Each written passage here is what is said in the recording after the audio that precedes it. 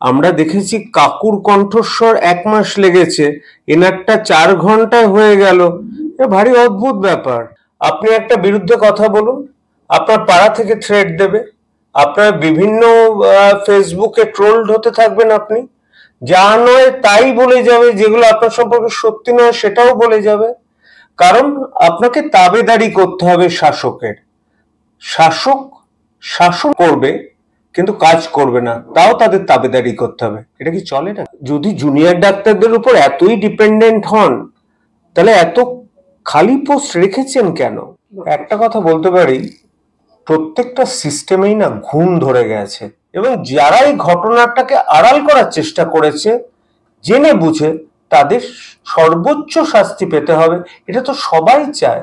এবং সেটা কি বাংলাদেশের মতো গুলি চালিয়ে? মোটেও না। আমাদের দেশ অহিংসায় বিশ্বাস করে, অহিংস পথেই চলবে। আমার ঘন কালো চুলের রহস্য, এনপির ফার্মেট। আমি বড্ড ভালোবাসি। এটা তো পাওয়াই ছিল, কারণ কোন গ্রাউন্ডে ওনাকে ধরেছে সেটাই তো বুঝলাম না। একটা অডিও রেকর্ডিং, সেই রেকর্ডিং করাটাই তো উচিত নয়। এটা 1:1 যদি অডিও হয়, সেটা তো একটা প্রাইভেসি থাকবে। এবং সেটা অডিও রেকর্ড করলেন কি করে, এবং অডিও ক্লিপ যার, তার ভয়েসের সত্যতাটা যাচাই করলো কি করে? আমরা দেখেছি কাকুর কণ্ঠস্বর 1 মাস লেগেছে, এনারটা 4 ঘন্টায় হয়ে গেল। এ ভারী অদ্ভুত ব্যাপার। এ তো জামিন হতোই, এটা তো ইচ্ছা করে ধরেছিল। একদমই ইচ্ছাকৃত বলছেন? আন্দোলনকে কোথাও গিয়ে চেপে দেওয়ার চেষ্টা?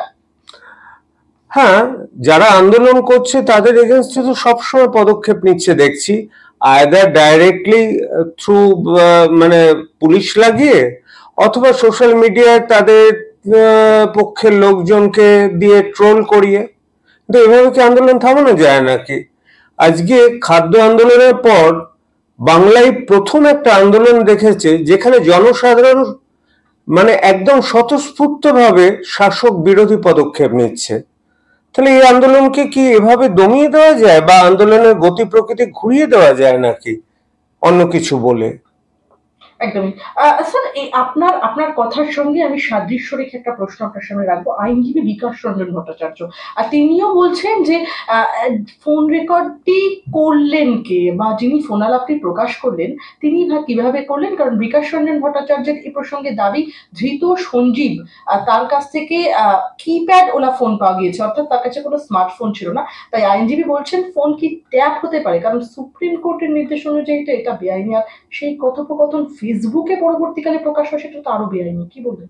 নিঃসন্দেহে পুরোটাই বেআইনি, কিন্তু আনফর্চুনেটলি যেই শাসকের দলে থাকে না কেন, সে আমাদের রাজ্যে হোক কেন্দ্রে হোক, তারা কিন্তু বিভিন্ন সিস্টেমের মাধ্যমে যাদের টার্গেট তাদের ফোন ট্র্যাক করতে থাকে। এবং এটা কিন্তু আমি এই আন্দোলনের সাথে যুক্ত হওয়ার পর আমি অনেকের কাছে অ্যাডভাইস পেয়েছি, ভাই ফোনে কথা বলবো না, তোমার সাথে যা হবে হোয়াটসঅ্যাপ ভিডিও কল বা হোয়াটসঅ্যাপ অডিও কল করব।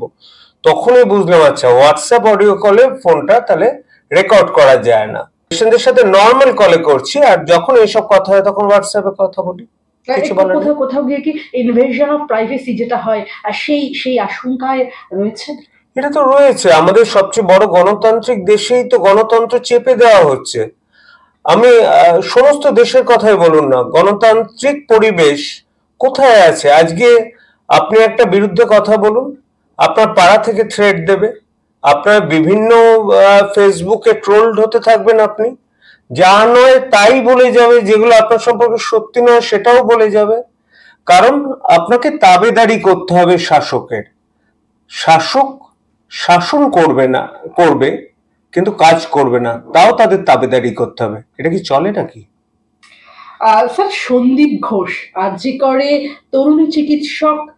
নিহত তরুণী চিকিৎসকের নৃশংস হত্যা এবং যে ধর্ষণ, সেই সময় তদানীন্তন আরজি করের যিনি প্রাক্তন অধ্যক্ষ, সেই সন্দীপ ঘোষ আর ডাক্তার নন। মেডিকেল কাউন্সিল বাতিল করলো আরজি করের প্রাক্তন অধ্যক্ষের রেজিস্ট্রেশন। কি বলবেন? অনেক আগেই করা উচিত ছিল। তারিখে ইমিডিয়েটলি সাসপেন্ড করে দিতেন আমাদের বর্তমান প্রশাসন, তাহলে সুপ্রিম কোর্ট থেকে ধাক্কা আসতো না। আর সাসপেন্ড হলেই তখন মেডিকেল কাউন্সিলে যেত। একজন কেউ যদি কোনো ক্রিমিনাল কেসে ফাঁসে তাহলে তার রেজিস্ট্রেশন চলে যায়, এটা তো সোজা কথা। সুতরাং এই ব্যাপারটা কেউ একটা আড়াল করার চেষ্টা করেছে, এটা দিনের আলোর মতো স্পষ্ট। এটা কতবার বলবো যে এই খুনটা হয়েছে, এটা একটা স্পন্সর্ড খুন, এবং পেছনের মাথাদের যতদিন না ধরতে পারছে ডাক্তারদের আন্দোলন কিন্তু স্তীমিত করা যাবে না, জনরোষ স্তীমিত করা যাবে না। স্যার, বুধবার রাতে জুনিয়র ডাক্তাররা যখন বৈঠক করছেন তখনই স্বাস্থ্য ভবনের সামনে তাদের যে ধর্ণা মঞ্চ, সেই ধর্ণা মঞ্চের বাঁশ খুলে নিতে দেখা গেল। এবং তবে রাতেই সমস্ত জল্পনা শেষ করে আন্দোলনরত চিকিৎসকরা জানিয়ে দেন তাদের অবস্থান এখনই উঠছে না। নবান্নে মুখ্য সচিবের সঙ্গে বৈঠকে মৌখিক আশ্বাস মিললেও মিনিটসে তার কোনো উল্লেখ না থাকায় এখনো ধর্ণা জারি রাখছেন জুনিয়র ডাক্তাররা। এই পরিস্থিতিতে বৃহস্পতিবার সকালে দেখা গেল ধর্ণা মঞ্চ থেকে সরিয়ে নিয়ে যাওয়া হচ্ছে স্ট্যান্ড ফ্যান, সরানো হচ্ছে বায়ো টয়লেট গুলো। কারা সরাচ্ছে এসব? না না, যেটা আমি পরিষ্কার বলি, জুনিয়র ডাক্তারদের সাথে যেটুকু আমার যোগাযোগ আছে তাতে বুঝতে পারি একটা ভীষণ ল্যাক অফ কনফিডেন্স। সেই ল্যাক অফ কনফিডেন্স ইভেন মুখ্যমন্ত্রীর সাথে কথা বলেও তারা কিন্তু ঘোচাতে পারছেন না। যে মুখ্যমন্ত্রী মুখের কথা দিয়েছেন যে রোগী কল্যাণ সমিতি ভেঙে দেওয়া হবে, এখন কি ভাঙা হয়েছে একটাও রোগী কল্যাণ সমিতি? মুখ্যমন্ত্রী বলেছেন 100 কোটি টাকা বরাদ্দ করা হয়েছে, কিন্তু গত 40 দিন 9 তারিখের পর একটাও কি কোনো জায়গার, আমি জানি টোটাল 36টা সিসিটিভি লাগানো হয়েছে, ওদিকে সুপ্রিম কোর্টের নির্দেশ অনুযায়ী অনেক অনেক কম। সুতরাং ব্যাপারটা সদিচ্ছার অভাব, নাম্বার 2 কনফিডেন্সের অভাব দুপক্ষেরই। আমাদের জুনিয়র ডাক্তাররা কিছুতেই মৌখিক আশ্বাসে ভিজতে চাইছেন না তাদের কথা। এখন আরেকটা বড় প্রবলেম এসে গেছে, আমার মনে হয় সেক্রেটারি লেভেলে কেউ এই লিখতে পারবেন না, কারণ আমাদের সমস্ত ব্যাপারে যিনি সর্বময় কর্ত্রী তিনি একমাত্র বললে তবে আপনার মিনিটসে সাইন করতে পারবেন, কিন্তু তিনি এখন বন্যার কাজে ব্যস্ত। সো এটাও একটা ভাবতে হবে। তার মধ্যে নিশ্চয়ই সবাই ভেবেছিল জুনিয়র ডাক্তাররা তুলে দেবে, কিন্তু এরা যে আন্দোলনটা চালিয়ে যাবে সেটা সাধারণ মানুষ মানে আমাদের মানে বোকা বানানোর জন্য হয়তো এরকম ভাবে খোলার চেষ্টা হয়েছিল, কিন্তু আমি জানি ওটা প্রতিহত করা গেছে। ওরা কিন্তু আন্দোলন চালাচ্ছে এবং এই আন্দোলন চালানোটা কিন্তু সুপ্রিম কোর্টও জাস্টিফাইড হয়েছে। সুপ্রিম কোর্ট বলেছে ওরা তখন জয়েন করবে যখন ওরা মনে করবে যে মানে জায়গাটা সেফ তাদের কাজের পক্ষে। ওরা যখন দেখছে সেই একই সিস্টেমে তাদের কাজে ফেরত যেতে হচ্ছে, ওরা সেটার প্রতিবাদ করছে। অ্যাটলিস্ট মিনিটসে সই থাকলেও ওরা কিন্তু জয়েন করতো। এটা নিয়ে এত ইগোর কি দরকার? একদমই। স্যার, চিকিৎসকদের দাবি টাকা লাগবে কিনা রীতিমতো তারা সেই প্রশ্ন করেছিলেন ডেকোরেটর সংস্থাকে, কিন্তু তারা ডেকোরেটর সংস্থার তরফ থেকে চিকিৎসকদের উদ্দেশ্যে বলা হচ্ছে ক্ষমা করে দিন বলে তারা চলে যাচ্ছেন রীতিমতো তাদের যা সামগ্রী সেগুলো নিয়ে। এভাবে কি ধর্ণা তুলে দেওয়ার একটা চেষ্টা হচ্ছে? মনে হয় এটা মিটে গেছে, এখন তাও ধর্ণা চলছে আমি দেখলাম যা। সুতরাং কিছু একটা জায়গায় তো হচ্ছে। দেখুন, এই প্রথম থেকেই ব্যাপারটা নিয়ে না মানে আমার মনে হয় ঠিক মতো হ্যান্ডেল করছেন না আমাদের শাসক দল। প্রথম দিন যেদিন ধরা পড়ে তখনই যদি কড়া হাতে হ্যান্ডেল করতেন এত দূর অব্দি আন্দোলন গড়াতো না। এখন একটাই করণীয়, যাতে ভবিষ্যতে আর একটাও তিলোত্তমা না হতে হয়, সে ডাক্তারি ক্ষেত্রে বা অন্য যে কোনো সেক্টরে। কিন্তু তার জন্য তো একটা সদিচ্ছা দরকার। এখন যদি যেই তার এগেনস্টে কথা বলবে তাকে যদি শত্রু বানিয়ে তার ফোন আমি ট্যাপ করতে থাকি, তার পেছনে 1000টা লোককে লাগিয়ে দিই তার ফেসবুকে উল্টোপাল্টা কমেন্ট করার জন্য, তাকে ট্রোল করতে থাকি, তাকে থ্রেট করতে থাকি, এই কালচারে তো সাধারণ মানুষকে কদিন দমাবে? এভাবে জমিয়ে রাখা তো যায় না। একদমই। স্যার, মুখ্যমন্ত্রী তো সব দাবি মেনে নিয়েছে, তারপরেও কেন এখনো কাজে যোগ দিচ্ছেন না জুনিয়র চিকিৎসকরা? প্রশ্ন তৃণমূলের, কি বলবেন? না, কোন দাবিটা উনি মেনেছেন? সবটা তো মানতে বাধ্য করিয়েছে সুপ্রিম কোর্ট। আর উনি যেটা করেছেন সিপি কে ট্রান্সফার করে অন্য জায়গায়, ডিসমিস তো করেননি। আমি জানি না ডিসমিস করার ক্ষমতা ওনার আছে কিনা, কারণ আইপিএস অফিসারকে কি মুখ্যমন্ত্রী ডিসমিস করতে পারেন? বোধহয় না। ওনাকে সাসপেন্ড করার মতো হয়তো ক্ষমতা ছিল বা অন্য অনেক নিচু পোস্টে উনি দিতে পারতেন। সেটাও না, তার চেয়েও বড় কথা, কেন ডাক্তাররা জয়েন করছে না, জায়গাটা সেফটি কিন্তু ফার্স্টই চিফ জাস্টিস আমাদের বলে দিয়েছে, to ensure the safety of the working place. তো সেফটির জন্য যে জিনিসগুলো দরকার সেগুলো না হলে ওরা জয়েন করবে কি করে? শুধু এটা বলে দিলে তো হবে না যে রাত্রিবেলা কোনো মেয়েরা ডিউটি করবে না। সেটা নিয়ে তো প্রচন্ড ধমক খেয়েছেন, সেটা মুছে ফেলতে বাধ্য হয়েছে। সুতরাং সদিচ্ছা থাকতে হবে, প্রশাসনিক দক্ষতা থাকতে হবে, এই দুটোরই কিন্তু এই কেসে ভীষণ অভাব আমার মনে হলো সাধারণ মানুষ হিসেবে। স্যার, জুনিয়র চিকিৎসকরা টানা যে কর্মবিরতি রেখেছেন, সেই টানা কর্মবিরতি নিয়ে ক্ষোভ প্রকাশ করলেন খোদ মুখ্যমন্ত্রী নিজে। তিনি বলছেন চিকিৎসকদের শুভবুদ্ধির উদয় হোক। কিন্তু সেটা তো সিনিয়ররা মেকআপ করে দিচ্ছে। আমি অনেক জায়গায় দেখাতে পারি, আমি প্রতিদিনই ছবি দিই বিভিন্ন মেডিকেল কলেজে কত ভিড় হচ্ছে। আর যদি জুনিয়র ডাক্তারদের উপর এতই ডিপেন্ডেন্ট হন, তাহলে এত খালি পোস্ট রেখেছেন কেন? অনেক খালি পোস্ট তো পড়ে রয়েছে। কি হয় জানেন, এই যারা জুনিয়র ডাক্তাররা তারা 3 বছরের জন্য বন্ডে থাকে, নয়তো 30 লাখ টাকা দিতে হয়। 1 বছর হলে 10 লাখ টাকা কমে যায়, 20 লাখ টাকা দিতে হয়। 2 বছর যদি গভর্নমেন্টের সার্ভিসে থাকে তাহলে 10 লাখ টাকা দিতে হয়, পার ইয়ার 10 লাখ করে। তা 3 বছর তাদেরকে দিয়ে তো খাটিয়ে দেওয়া গেল কম পয়সায়। সুতরাং তারপর আবার যদি ডিএম করে আবার 3 বছরের বন্ড। এটা অবশ্য বেশিরভাগ রাজ্যেই প্রচলিত। কিন্তু এইভাবে জুনিয়রদের উপর পুরো ডিপেন্ড করে থাকলে পরে হেলথ সিস্টেম কিন্তু ভেঙে পড়বে। পার্মানেন্ট স্টাফের দরকার, শুধু জুনিয়র লেভেলে নয়, সব জায়গায় টেম্পোরারি স্টাফ। এবং ওই মানে যেটা যেমন সিভিক দিয়েই কাজ করা হচ্ছে, তাই ভবিষ্যতে সিভিক ডাক্তারই হবে, আর কি হবে? স্যার, একদম জুনিয়র চিকিৎসকদের যে টানা কর্মবিরতি, সেইটা নিয়ে রীতিমতো ক্ষোভ প্রকাশ করেছেন সৌগত রায়। তিনি বলছেন যে ডাক্তারদের তিনি হুঁশিয়ারি দিচ্ছেন রীতিমতো চিকিৎসকদের যে অনড় থাকার মূল্য জুনিয়র ডাক্তারদের দিতে হবে। এতদিন সরকার প্রচন্ড সংযম দেখিয়েছেন, পুলিশ একটা জায়গায়ও বাধা দেয়নি। এবার যদি সরকার কোনো ব্যবস্থা নেয়, এখন তো একটা সময় হচ্ছে যে এটাকে শেষ করতে হবে, তিনি বলছেন। কি বলবেন? এটা বলা মানে আমি বলবো যে তৃণমূলে যেই বলে থাকুন না কেন, এই কথাগুলো তৃণমূলে অনেকেই বলছেন, তারা এটা জানেন না যে ডাক্তাররা কিন্তু ইউনাইটেড, আর ডাক্তাররা কোনো ভুল কাজ করছেন না এই মুহূর্তে। সুতরাং ওনার বয়স হয়েছে, হয়তো ডিমেনশিয়া হয়েছে। বয়স হলে তো ডিমেনশিয়া হয়, ভুলে যায়, অনেক সময় ঠিক কথা বলতে পারেন না, এই প্রবলেমগুলো তো হয়। এগুলো আমার মনে হয় ওনার কথার কথা, এগুলোকে পাত্তা দেওয়ার কিছু নেই।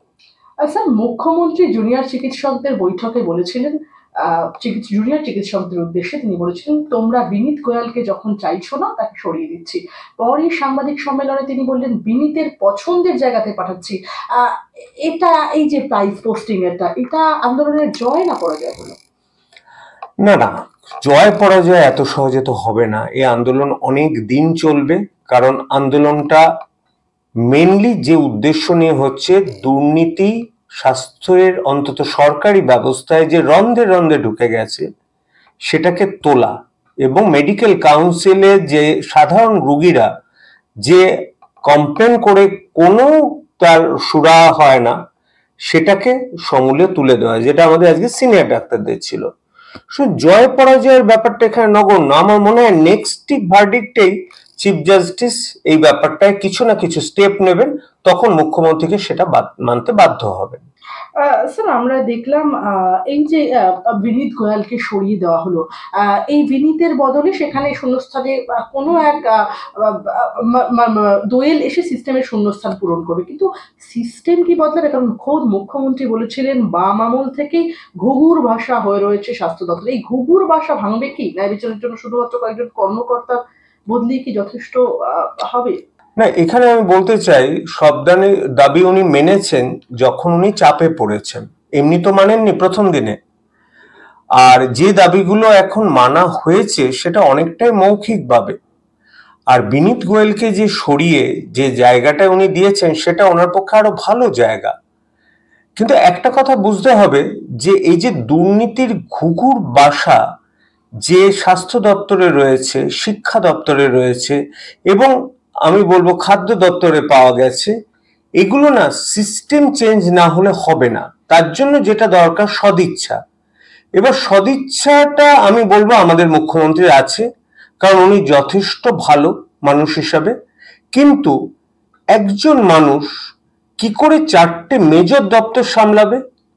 তিনি তো একাধারে স্বরাষ্ট্রমন্ত্রী, তিনি পুলিশ মন্ত্রী, তিনি মুখ্যমন্ত্রী, তিনি স্বাস্থ্যমন্ত্রী। এই শুধু স্বাস্থ্য দপ্তরেই কিন্তু একজন পূর্ণমন্ত্রী আর একজন রাষ্ট্রমন্ত্রী থাকা উচিত। সেরকম ভাবে সব জায়গায় একজন মানুষের পক্ষে সবকিছু তো সম্ভব নয় সামলানো, তার যতই হ্যান্ড থাকুক না কেন। সুতরাং এই ব্যাপারটাও একটু ভাবা দরকার।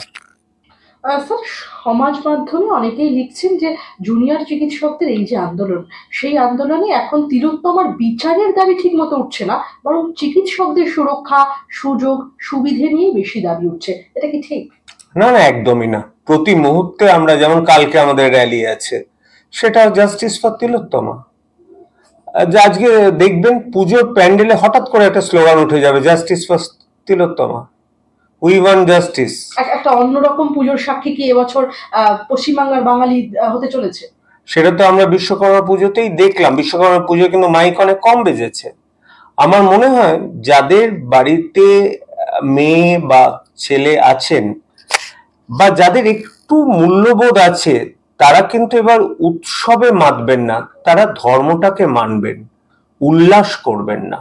একদমই। স্যার, আপনার এই এই এই এই কথার সঙ্গে আমি প্রাসঙ্গিকতা রেখে আমার দ্বিতীয় প্রশ্নটা করবো আপনাকে। সেটা হলো, যেভাবে হাতিবাগান, গড়িয়াহাট বাজারগুলোতে ভিড় বাড়ছে কেনাকাটার, খোদ মুখ্যমন্ত্রীও বলেছিলেন এই সময় বাজারটা ওঠে, তাতে কি আপনার মনে হয় মানুষ উৎসবে ফিরতে শুরু করেছেন তিলোত্তমাকে ভুলে? না, এই সময়টা অনেক ব্যবসায়ী ওয়েট করে থাকে এবং তাদের অনেকটা রোজগার কিন্তু এই সময়ের উপর ডিপেন্ড করে। এবার যদি দেখি, গত বছরে আমরা কিন্তু সেপ্টেম্বরের ফার্স্ট উইক থেকে ভিড় দেখি, তো ন্যাচারালি থার্ড উইকে এসে এই ভিড়টা তো হওয়া স্বাভাবিক, এটা সুস্থতার লক্ষণ। আজকে সবাই কিছু কিনবে না সেটা তো নয়, উৎসব তো করবে, উল্লাস করবে না। এই দুটোর মধ্যে তো একটা তফাৎ আছে। সেই তফাৎটাই সাধারণ মানুষ বুঝেছেন বলেই প্রথম দিকে যাননি, কিন্তু কেউ বারণ করেনি তাদের যেতে, তারা নিজেরা যায়নি।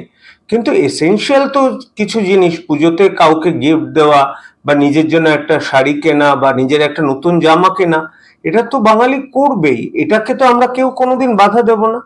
উৎসবের জন্য যেটুকু করলে হয় সেটা, উৎসব মানে দুর্গাপুজো আমরা জানি ষষ্ঠীর থেকে দশমী, কিন্তু সেটা এখন মানে উল্লাসে পরিণত হয়েছিল, মানে মহালয়ার 2 দিন আগে থেকে লক্ষ্মী পুজো অবধি, ইনক্লুডিং কার্নিভাল। সেইটাকে উল্লাস থেকে উৎসবে আপনারা ফিরে আসুন, তবেই ভালো আমরা পরিচয় দিতে পারবো মানুষ হিসাবে। স্যার, আমার একদম অনুষ্ঠানের শেষে চলে এসেছি আমরা। আমার শেষ দুটো প্রশ্ন আপনার কাছে। এদিন আমরা দেখলাম সুপ্রিম কোর্টে বদ্ধ খামে স্ট্যাটাস রিপোর্ট জমা দিল সিবিআই, এবং রীতিমতো সেই স্ট্যাটাস রিপোর্ট দেখে বিচলিত প্রধান বিচারপতি ডিওয়াই চন্দ্রচূড়। প্রধান বিচারপতি কেন বিচলিত হলেন? কোন কোন প্রভাবশালীর নাম থাকতে পারে সেখানে বলে আপনার মনে হয়? এটা তো জানতে গেলে আমাকে অ্যাস্ট্রোলজার হতে হয়, কিন্তু এমন কারোর নাম আছে যেটা হয়তো উনি ভাবতেও পারেননি। নিঃসন্দেহে সেটা কার নাম আছে আমি বলতে পারবো না। স্যার, মোমবাতি নিয়ে সারা রাত বসে থাকলে কি সরকার বদলানো যায় নাকি? এবার চিকিৎসকদের নাবালক নাবালিকা বলে কটাক্ষ সৌগত রায়, কি বলবেন? আরে এইভাবেই তো গান্ধীজি স্বাধীনতা এনেছেন আমাদের এ দেশে। সেই অহিংসবাদটাকেই করবেন আপনারা, তো সেটাকে শ্রদ্ধা করুন। আমি তো আমার জুনিয়রদের শ্রদ্ধা করব, তারা যে স্পাইনাল কর্ডটা সোজা রেখে দেখিয়ে দিয়েছে যে 40 দিন আন্দোলন করে, এবং তাদের পেছনে বিরাট জনসমর্থন আছে। শুধুমাত্র এটাকে পলিটিক্যাল কালার দেওয়ার চেষ্টা করে তো লাভ হবে না। আমি মুখ্যত একজন ডাক্তার, কিন্তু আমার একটা পলিটিক্যাল অন্য একটা আমার একটা থাকতে পারে। সেরকম বিভিন্ন মানুষ যে কালারেই হোক না কেন, একটা নৃশংস ঘটনা ঘটেছে, তার প্রতিবাদ করতে হবে, এবং যারা এই ঘটনাটাকে আড়াল করার চেষ্টা করেছে জেনে বুঝে তাদের সর্বোচ্চ শাস্তি পেতে হবে। এটা তো সবাই চায়, এবং সেটা কি বাংলাদেশের মতো গুলি চালিয়ে? মোটেও না। আমাদের দেশ অহিংসায় বিশ্বাস করে, অহিংস পথেই চলবে। একদমই। স্যার, অনেক ধন্যবাদ আপনাকে আমাদের সঙ্গে থাকার জন্য। আচ্ছা, একটা আমি না আপনাদের চিকিৎসা পরিসরেও এত লবিং, যদি বিষয়টা একটু বিস্তারিত বলতেন আমার দর্শকদের উপর। দেখুন, বেসরকারি জায়গায় এত লবি থাকে না। সরকারি জায়গায় উত্তরবঙ্গ লবি বলে যাকে বলা হচ্ছে, এটা উত্তরবঙ্গের সাথে কিন্তু কোনো কানেকশন নেই। একজন ডাক্তারবাবু, তিনি উত্তরবঙ্গ মেডিকেল কলেজ থেকে এমবিবিএস পাশ করেছিলেন। তারপর তিনি অর্থোপেডিক্সের চিকিৎসা করেন, তিনি দক্ষিণ কলকাতায় চিকিৎসা করেন এবং তিনি খুব প্রভাবশালী, এবং তার কথায় হেলথ দপ্তর ওঠে নামে। স্বাস্থ্য দপ্তরে কে বদলি হবে, কার প্রমোশন হবে, কার ডিমোশন হবে, এগুলো সব ওই উত্তরবঙ্গের ডাক্তারবাবুই ঠিক করেন বলে, এবং তার কাছের লোকেরা তাদেরকে উত্তরবঙ্গ লবি নিকনেমে বলা হতো। এমনি এরকম কিন্তু নয় যে দক্ষিণবঙ্গে কোনো যে উত্তরবঙ্গের কলেজটা অনেক বেশি শক্তিশালী, তা নয়। ওই নিকনেম একটা থাকে তাই। চিকিৎসার পরিসরে এই যে এই লবিং, এতে এতে কোথাও গিয়ে আপনাদের যে পরিষেবা সেটা ব্যাহত হয় না কি? শুধু পরিষেবা কেন, আমার তো মনে হয় যে যা ছাত্ররা, তারাও কিন্তু এই লবি ব্যাপারে খুব বিরক্ত। আমি জাস্ট গতকালের একটা ঘটনা বলি।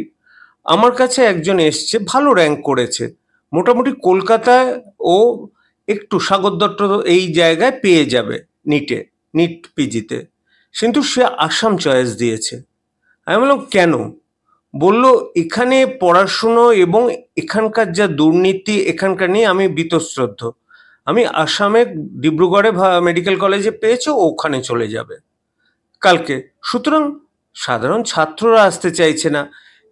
আমরা যারা ডাক্তারি করছে গভর্নমেন্ট সেক্টরে, তারা জানে যে লবিকে ভালো করে যদি তেল দেওয়া যায় তাহলে ভালো পোস্টিং অবধারিত। ছাত্ররাও জেনে গেছে যে লবিকে তেল দিলে সে মার্কস 40 পেলেও সেটা 80 হয়ে অনার্স পাওয়া যাবে। সুতরাং এভাবে তো আস্তে আস্তে দিনের পর দিন শিক্ষার মূল ব্যবস্থাই, ডাক্তারি শিক্ষার মূল ব্যবস্থাই তো ভেঙে পড়বে। স্যার, এই প্রসঙ্গে আরেকটা প্রশ্ন আমি এর সঙ্গে সংযোজন করব। এই যে জুনিয়র চিকিৎসকদের যে দাবি ছিল, সেই দাবিতে তাদের মূল যে 5 দফা দাবি ছিল সেখানে ছিল ডিএমই, ডিএইচএস এবং হেলথ সেক্রেটারির পদত্যাগ। মুখ্যমন্ত্রী খোদ প্রেস কনফারেন্স করে বললেন যে ডিএমই, ডিএইচএস কে ইতিমধ্যে তিনি সরিয়ে দেওয়ার ব্যবস্থা করেছেন, কিন্তু হেলথ সেক্রেটারিকে এখনই সরানো সম্ভব নয়, তাহলে তো পুরো স্বাস্থ্য পরিষেবা ব্যাহত হয়ে যাবে। কিভাবে দেখছেন বিষয়টাকে? সেটা অ্যাডমিনিস্ট্রেটিভ লাইনে হয়তো উনি ঠিক বলেছেন, কিন্তু আমার মনে হয় উনি হয়তো পরে ভেবে তার লাইনটা চেঞ্জ করবেন।